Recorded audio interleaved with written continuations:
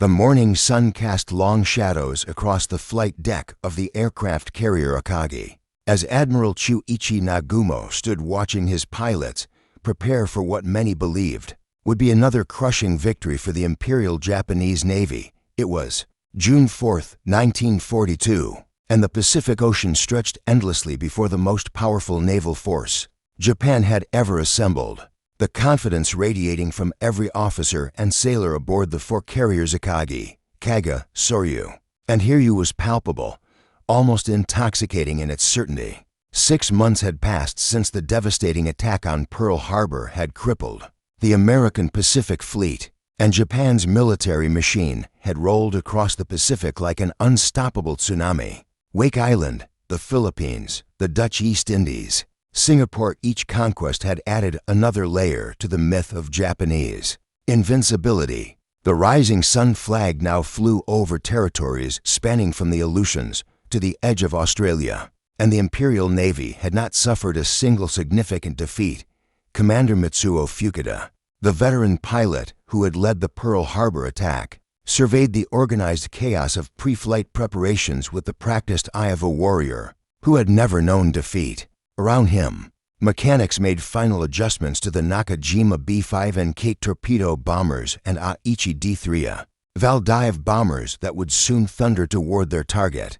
The plan was elegant in its simplicity: destroy the American forces at Midway Atoll, eliminate the remaining threat of the U.S. Pacific Fleet, and force the Americans to negotiate a peace that would leave Japan master of the Pacific. What the Japanese commanders didn't know was that their encrypted communications had been compromised.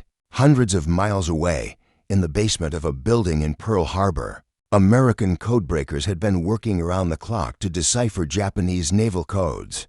Commander Joseph Rockford and his team at Station Hypo had achieved what many thought impossible. They had cracked the Japanese Navy's most secret communications system, giving Admiral Chester Nimitz and his forces an unprecedented advantage. The American fleet, commanded by Admiral Raymond Spruance aboard the carrier Enterprise, was already moving into position. The carriers Enterprise, Hornet, and Yorktown, the latter hastily repaired after damage suffered in the Coral Sea, carried with them the hopes of a nation still reeling from the humiliation of Pearl Harbor. Unlike their Japanese counterparts, the American sailors and pilots knew they were heading into a fight where they would be outnumbered and outgunned. This historical context draws from detailed accounts documented in Walter Lord's incredible Victory, a comprehensive study of the Battle of Midway based on extensive interviews with participants from both sides. As dawn broke over the Pacific on June 4th, the stage was set for one of the most decisive naval battles in human history. The Japanese task force, consisting of 4 heavy aircraft carriers protected by 2 battleships, 3 cruisers, and 11 destroyers, represented the finest naval aviation force in the world. Their pilots were veterans of countless victories, their aircraft the most advanced in the Pacific theater, and their confidence absolute. Admiral Nagumo had good reason for his optimism. His force had sailed from Japan with the precision of a well-oiled machine. Rendezvous with supporting fleets had gone perfectly, and weather conditions were ideal for flight operations. Intelligence reports suggested that the Americans had only 2 operational carriers in the Pacific, and even if they chose to fight, they would be hopelessly outnumbered. The first wave of Japanese aircraft launched from their carriers at 600 hours, 108 planes heading toward Midway Atoll. As the formation disappeared into the morning haze, Nagumo felt the familiar surge of anticipation that preceded victory. The Americans, if they were foolish enough to respond, would find themselves facing the most experienced naval aviators in the world. But unknown to Nagumo and his confident officers, the Americans were already moving. 3 carrier task forces, guided by intelligence that bordered on the miraculous, were converging on the Japanese fleet. The trap was set, and the hunters were about to become the hunted, in a battle that would shatter Japan's aura of invincibility forever. The thunderous roar of aircraft engines filled the morning air as Lieutenant Joichi Tomonaga led his strike force toward the tiny speck of land that was Midway Atoll. Below him, the vast Pacific stretched endlessly, its surface broken only by the occasional whitecap. The 100 and 8 aircraft in his Formation 36 Nakajima B-5 and Kate horizontal bombers, 36 Aichi D-3 Aval dive bombers, and 36 Mitsubishi A-6M0 fighters represented the cutting edge of Japanese naval aviation. As the Japanese formation approached Midway, the defenders were already scrambling to meet them. The small garrison, commanded by Colonel Harold Shannon, had been expecting this attack thanks to the intelligence breakthrough that had given Admiral Nimitz such a crucial advantage. Ancient Brewster F-2 Buffalo fighters and newer Grumman F-4F Wildcats clawed for altitude, their pilots knowing they were about to face the most experienced naval aviators in the world. The battle over Midway was fierce but brief. The Japanese pilots, despite facing determined resistance, methodically went about their work with the precision that had made them famous throughout the Pacific. Bombs fell on the runways, fuel dumps, and installations, sending columns of black smoke spiraling into the clear morning sky. But as Lieutenant Tomonaga surveyed the damage from his cockpit, he realized something that would prove crucial to the day's outcome. Midway's airfield was damaged, but not destroyed. A second strike would be necessary. At 700 hours, Tomonaga's radio crackled with his assessment: second attack necessary. The message reached Admiral Nagumo just as his fleet was preparing for the possibility of American naval intervention. On the hangar decks of Akagi, Kaga, Soryu, and Hiryu, aircraft were being armed and prepared for 2 different missions, some with armor-piercing bombs for use against ships, others with high-explosive bombs for land targets. Nagumo faced a critical decision. His second wave of aircraft, currently armed for anti-ship operations, could be rearmed for a second strike on Midway.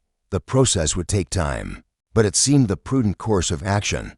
American naval forces, if they were even in the area, had not yet been detected by his reconnaissance aircraft. What Nagumo didn't know was that American scout planes had already spotted his fleet. At 752 hours, Ensign Jack Reed, flying a consolidated PBY Catalina flying boat, spotted the Japanese carriers and radioed the electrifying message: enemy carriers bearing 320, distance 180 miles. The news flashed through the American fleet like lightning. Admiral Raymond Spruance, commanding Task Force 16 from the carrier Enterprise, immediately began launching his aircraft.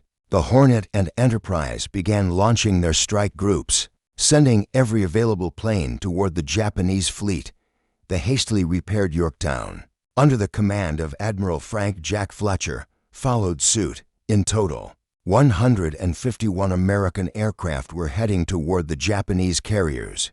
Meanwhile, Nagumo's decision to rearm his aircraft for a second strike on Midway was proving catastrophic. The hangar decks of his carriers were cluttered with bombs, torpedoes, and fuel lines as crews worked frantically to change the armament on dozens of aircraft. The process, which should have been completed in calm waters with plenty of time, was now being rushed under the pressure of potential combat. At 918 hours, a Japanese reconnaissance plane finally spotted the American fleet and radioed the stunning news: enemy fleet sighted, 10 ships, bearing 010, distance 240 miles. The message sent shockwaves through the Japanese command structure. Not only were the Americans at sea, but they were much closer than anyone had anticipated. Nagumo now faced an impossible situation. His aircraft were in various stages of rearming. His flight decks were cluttered with equipment, and the American fleet was approaching rapidly. The decision to rearm for a second strike on Midway, which had seemed so logical just hours before, now appeared to be a potentially fatal mistake. As he gave orders to prepare for immediate launch against the American fleet, Nagumo could not have known that his carefully laid plans were about to collide with one of the most remarkable pieces of tactical intelligence in naval history. The morning sun climbed higher over the Pacific as the first wave of American aircraft approached the Japanese fleet. Lieutenant Commander John Waldron, leading Torpedo Squadron 8, from the Hornet, peered through his cockpit canopy at the seemingly endless expanse of ocean ahead. His 15 Douglas TBD Devastator torpedo bombers, accompanied by 10 Grumman F-4F Wildcat fighters, represented one of the most outdated attack forces in the American arsenal. The Devastators were slow, cumbersome, and desperately vulnerable to fight or attack, but they were what the Navy had done at 920 hours. The Japanese carriers came into view. Admiral Nagumo's formation was a magnificent sight for aircraft carriers steaming in perfect formation, surrounded by their escort of battleships, cruisers, and destroyers. The rising sun flags fluttered proudly in the morning breeze, and the flight decks were busy with the controlled chaos of aircraft preparation. But that apparent order masked a dangerous vulnerability. The carriers were in the middle of rearming their aircraft, and their flight decks were cluttered with fuel lines, bombs, and torpedoes. Waldron's attack was a disaster from the moment it began. Without adequate fighter protection, his Wildcats had become separated during the long flight. The slow-moving devastators were sitting ducks for the Japanese Zero fighters that swarmed down from above. The Zeros, piloted by some of Japan's most experienced aces, made quick work of the American torpedo bombers. One by one, the devastators were shot down, their crews disappearing into the Pacific without a trace. Within minutes, 14 of Waldron's 15 aircraft were destroyed. Only Ensign George Gay survived, floating in the ocean and witnessing the carnage from his life raft. The attack had been a complete failure. Not a single torpedo had found its target, and an entire squadron had been wiped out from the bridge of the Akagi. The Japanese officers watched the destruction with grim satisfaction. The Americans were brave, but they were no match for the Imperial Navy's finest. But Torpedo Squadron 8's sacrifice was not in vain. The low-level attack had forced the Japanese Combat Air Patrol to descend to sea level, leaving the high-altitude approaches temporarily undefended at exactly 10:22 hours. As the Japanese were celebrating their victory over the American torpedo bombers, Lieutenant Commander Wade McCluskey's dive bombers from the Enterprise appeared directly overhead. The timing was perfect and devastating. The Japanese carriers were at their most vulnerable moment. Their flight decks were crowded with fully fueled and armed aircraft. Fuel lines snaked across the decks, and ammunition was stacked in the open. McCluskey's dauntless dive bombers came screaming down from 14,000 feet, their 1,000-pound bombs aimed at the heart of the Japanese fleet. The first bomb struck the Akagi at 10:26 hours. The explosion, magnified by the aviation fuel and ordnance on deck, turned the flagship into an inferno within minutes. Flames roared across the flight deck, detonating aircraft and sending pillars of fire and smoke high into the air. Admiral Nagumo, forced to abandon his flagship, watched in horror as his most powerful carrier was transformed into a floating funeral pyre. Simultaneously, the Kaga was struck by four bombs from Lieutenant Commander Richard Best's dive bombers. The massive carrier, pride of the Japanese fleet, erupted in a series of explosions that could be seen for miles. The Soryu met a similar fate, struck by 3 bombs that set off a chain reaction of explosions throughout the ship. Within minutes, 3 of Japan's 4 aircraft carriers were burning hulks, their decks littered with the wreckage of what had been the finest naval aviation force in the world. The speed of the destruction was almost incomprehensible. In less than 6 minutes, the Imperial Japanese Navy had lost 3/4 of its carrier strength in the Pacific. The pilots who had bombed Pearl Harbor, conquered the Dutch East Indies, and swept across the Pacific were now either dead or struggling to survive in the burning wreckage of their ships. The myth of Japanese invincibility, built over 6 months of continuous victory, was cracking like ice under the weight of a sudden spring thaw. The acrid smell of burning aviation fuel and exploding ammunition filled the air as the 3 Japanese carriers Akagi, Kaga, and Soryu became towering infernos on the Pacific. From the bridge of the surviving carrier Hiryu, Admiral Tamon Yamaguchi watched the destruction of his fleet with a mixture of horror and grim determination. The man who had been considered one of Japan's most brilliant naval commanders now faced the unthinkable, the complete collapse of the operation that was supposed to deliver the decisive blow against American naval power.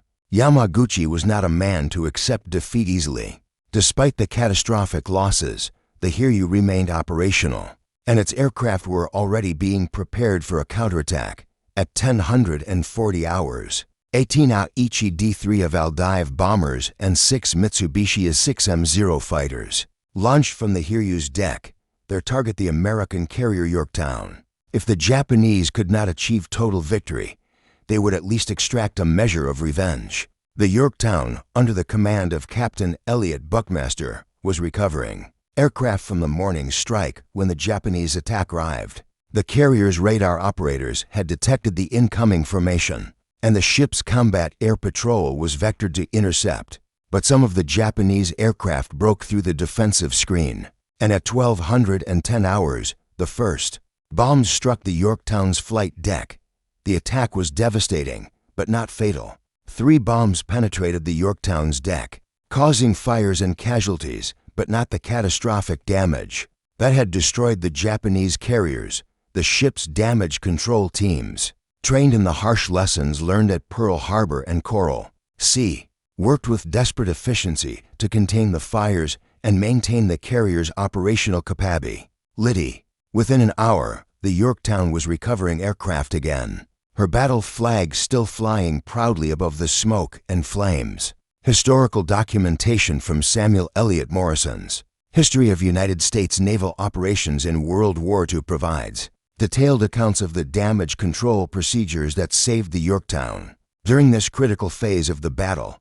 But Admiral Yamaguchi was not finished. At 1330 hours, a second strike launched from the Hiryu-10 Nakajima B-5 and Kate torpedo bombers, escorted by 6 Zero fighters. This time, the Japanese pilots were determined to finish what the first attack had started. Flying low over the water, they approached the American task force with the skill and determination that had made Japanese naval aviation famous throughout the Pacific. The torpedo attack was more successful than the bombing run, despite heavy anti-aircraft fire from the Yorktown and her escorts. Several Japanese aircraft broke through the defensive screen. At 1445 hours, 2 torpedoes struck the Yorktown's port side, causing massive flooding and knocking out the carrier's power systems. The ship began to list heavily, and Captain Buckmaster was forced to order abandon ship. From his position on the bridge of the Hiryu, Admiral Yamaguchi allowed himself a moment of satisfaction. The Americans had dealt a devastating blow to the Japanese fleet, but Japan's naval aviators had proven they could still strike back. The Yorktown was finished, and the American task force had lost one of its 3 carriers. Perhaps the day was not a complete disaster after all. But even as the Yorktown's crew was abandoning ship, American dive bombers were already heading toward the Hiryu. At 1645 hours, Lieutenant Commander Earl Gallagher's dauntless dive bombers from the Enterprise appeared over the last operational Japanese carrier. The attack was swift and merciless, for bombs struck the Hiryu's flight deck, turning the ship into the same kind of floating inferno that had consumed her sister ships. Admiral Yamaguchi chose to go down with his ship, standing on the bridge as flames engulfed the carrier that had been his flagship.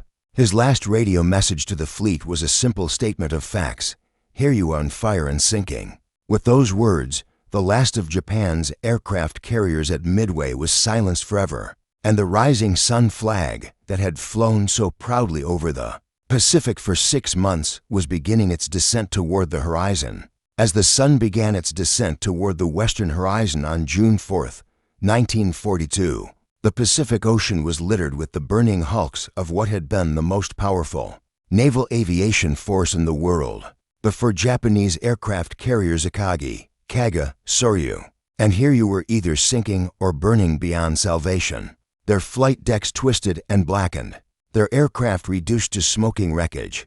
The smell of death and destruction hung heavy in the tropical air, a funeral pyre for Japan's dreams of Pacific dominance. Captain Tameichi Hara, commanding the destroyer Hamikaze, received the grim order to approach the burning Hiryu and attempt to rescue survivors.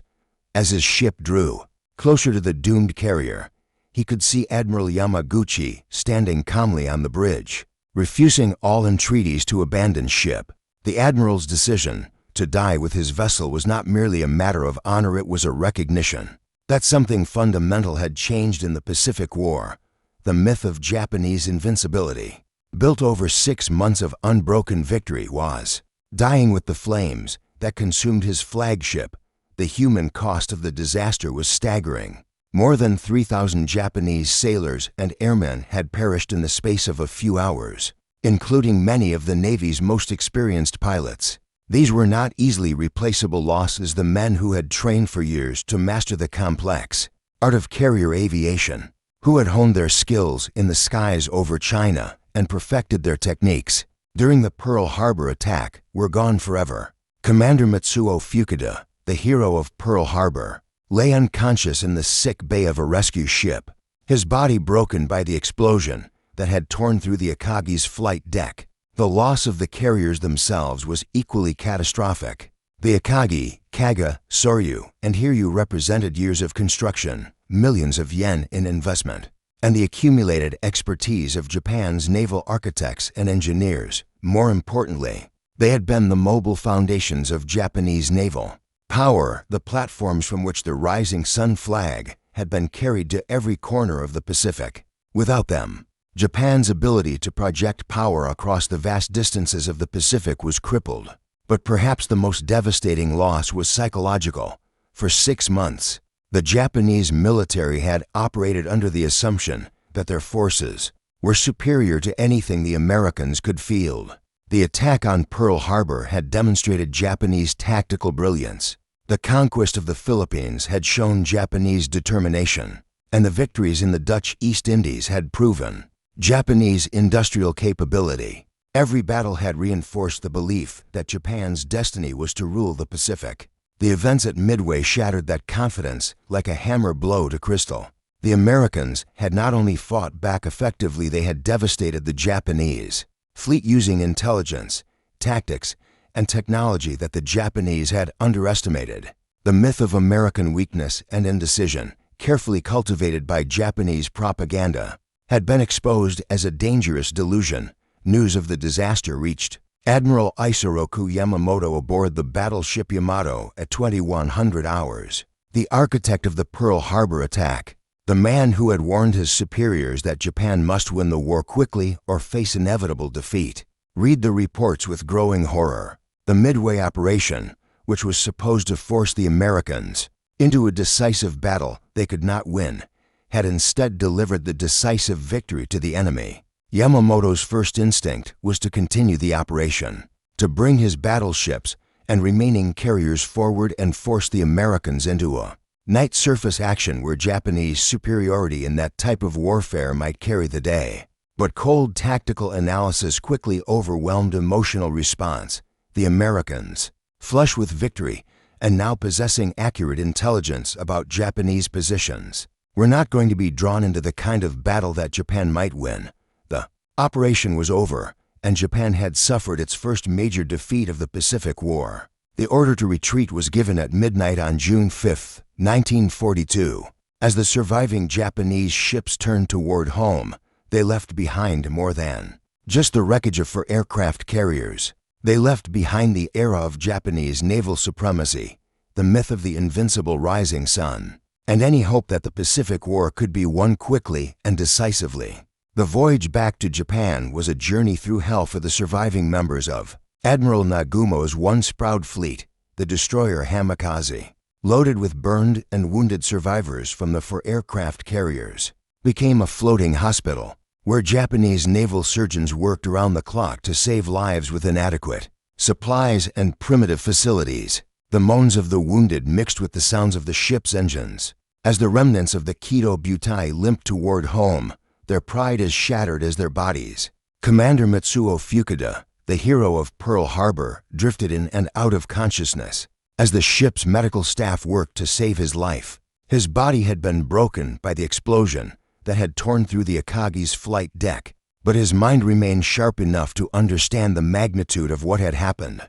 The carefully planned operation that was supposed to eliminate American naval power in the Pacific had instead handed the Americans their greatest victory since the war began. The news of the disaster could not be hidden from the Japanese public for long, but the government's initial response was to minimize the extent of the losses. Official communiques spoke of damage inflicted on the enemy and tactical withdrawals. But the families of the 3,000 men who had died at Midway soon learned the truth. The myth of Japanese invincibility, so carefully constructed through months of propaganda about Pearl Harbor and the conquest of Southeast Asia, began to crumble under the weight of reality. In Washington, the news of the American victory electrified the nation. President Franklin Delano Roosevelt, who had been searching for a way to demonstrate American resolve and capability, now had the perfect symbol of the nation's determination to fight back. The victory at Midway proved that the United States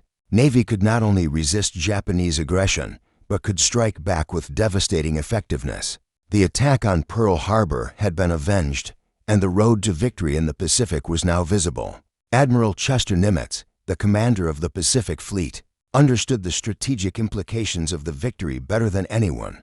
The destruction of four Japanese aircraft carriers had not only eliminated a significant portion of Japan's naval aviation capability, but had also created a window of opportunity that the Americans could exploit. The Japanese would need months, perhaps years, to rebuild their carrier force, and during that time, the initiative in the Pacific would belong to the United States. Strategic analysis from Gordon Prange's Miracle at Midway emphasizes how the battle fundamentally altered the balance of power in the Pacific theater, shifting the initiative from Japan to the United States for the remainder of the war. The psychological impact of the victory extended far beyond the immediate military consequences. American morale, which had been devastated by the Pearl Harbor attack and the subsequent string of defeats in the Philippines and Dutch East Indies, was restored overnight.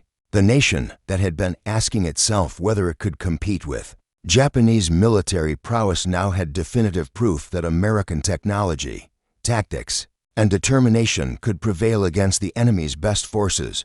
For Japan, the reverse was equally true. The officers and men who had sailed from Japan confident in their superiority returned home with a new and sobering understanding of American capabilities. The enemy they had dismissed as weak and indecisive had demonstrated a level of tactical sophistication and fighting spirit that demanded respect. The war that many Japanese had expected to win within months was now clearly going to be a long and difficult struggle. The ripple effects of Midway extended throughout the Pacific theater. Japanese commanders, who had been planning aggressive operations against Australia and Hawaii, were forced to adopt defensive strategies designed to hold existing positions rather than expand the empire further. The Americans, meanwhile, began planning the offensive operations that would eventually carry them across the Pacific to the shores of Japan itself. As the wounded survivors of the Kido Butai reached Japanese ports and the full extent of the disaster became clear to the military leadership, Admiral Yamamoto's prescient words about the American war potential began to resonate with new urgency. Japan had awakened a sleeping giant, and at Midway, that giant had demonstrated its power for the first time. The morning sun that rose over Tokyo Bay on June 13, 1942, illuminated a nation grappling with its first taste of defeat.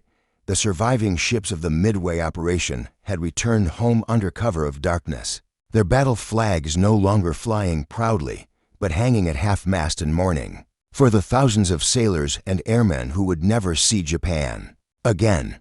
The myth of invincibility that had sustained the Japanese people through 6 months of war had been shattered as completely as the flight decks of the 4 aircraft carriers. Resting on the bottom of the Pacific. Admiral Isoroku Yamamoto stood on the bridge of the battleship Yamato as it entered Tokyo Bay, his face a mask of controlled emotion. The architect of Pearl Harbor, the man who had promised the emperor that Japan could fight America for 6 months to a year, now faced the reality of his greatest strategic failure. The operation that was supposed to eliminate American naval power had instead handed the Americans their most decisive victory of the war. The homecoming was a somber affair. Families gathered at the naval bases, searching desperately for familiar faces among the survivors. Many searched in vain. The elite pilots who had bombed Pearl Harbor, conquered the Philippines, and swept across the Pacific were gone, their aircraft and their expertise lost in the inferno that had consumed the Japanese carriers. The flight schools, that had trained Japan's naval aviators for years could not quickly replace. What had been lost in a single morning dot in the halls of the Imperial Navy Ministry. The full scope of the disaster became clear as reports filtered in from across the Pacific. The planned invasion of Midway had been cancelled. The assault on the Hawaiian Islands was indefinitely postponed, and the grand strategy of forcing America into a negotiated peace was in ruins. Japan's naval supremacy, which had seemed absolute just days before, was now a memory.